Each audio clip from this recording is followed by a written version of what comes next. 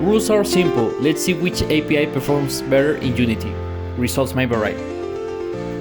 Let's start. We submitted the same prompt to all three models. The output should be a maximum of 400 characters.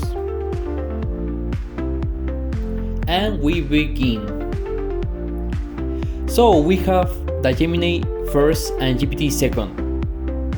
Just to clarify, we are not judging answers quality. And then here we go again. So Gemini first and ChatGPT second.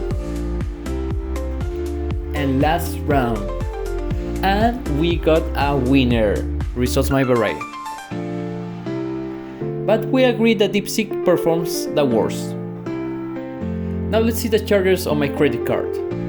A total of $0.03 while making this video with GPT.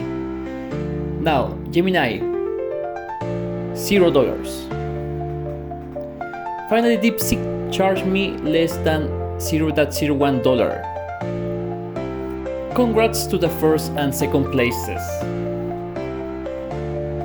Thank you very much and please subscribe.